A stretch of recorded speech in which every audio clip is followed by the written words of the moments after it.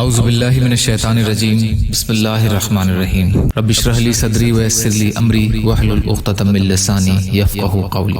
اللہ کے راستے میں نکلنے کے اعمال اور آداب۔ ام المومنین عائشہ رضی اللہ عنہا نے عرض کیا، یا رسول اللہ، آپ پر احد کے دن سے بھی زیادہ سخت کوئی دن گزرا ہے؟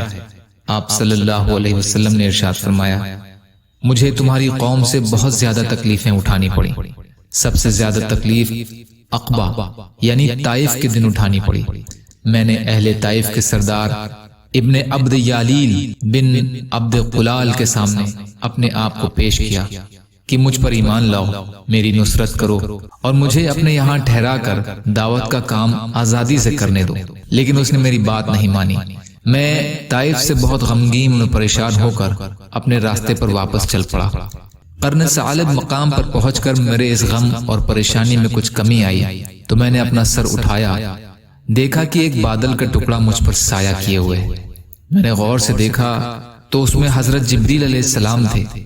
انہوں نے مجھے پکارا اور عرض کیا کہ اللہ نے آپ کی قوم کی وہ گفتگو جو آپ سے ہوئی اسے سنا اور ان کے جوابات سنے، اور پہاڑوں پر متعین فرشتوں کو آپ کے پاس بھیجا ہے کہ آپ ان کفار کے بارے میں جو چاہیں حکم دیں۔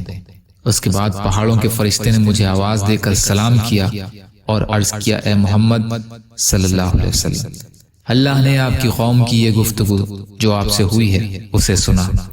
میں پہاڑوں کا فرشتہ ہوں، مجھے آپ کے رب نے آپ کے پاس اس لیے بھیجا ہے کہ آپ مجھے جو چاہیں حکم فرمائیں۔ آپ کیا چاہتے ہیں؟ اگر آپ چاہیں تو میں مکہ کے دونوں پہاڑوں ابو قبیس اور احمر دونوں کو ملا دوں، جس سے یہ سب درمیان میں کچل جائے۔ رسول اللہ صلی اللہ علیہ وسلم نے فرمایا، نہیں، بلکہ مجھے امید ہے کہ اللہ تعالیٰ ان کی پشتوں میں سے ایسے لوگوں کو پیدا فرمائیں گے جو اللہ کی عبادت کریں گے اور اس کے ساتھ کسی چیز کو شریک نہیں کریں گے۔ مسلم شریف۔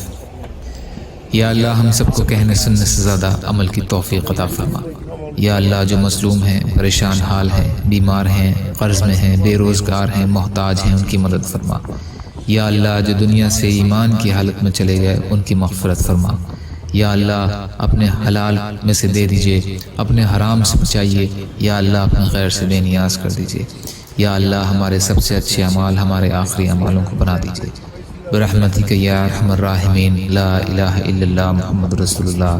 السلام علیکم۔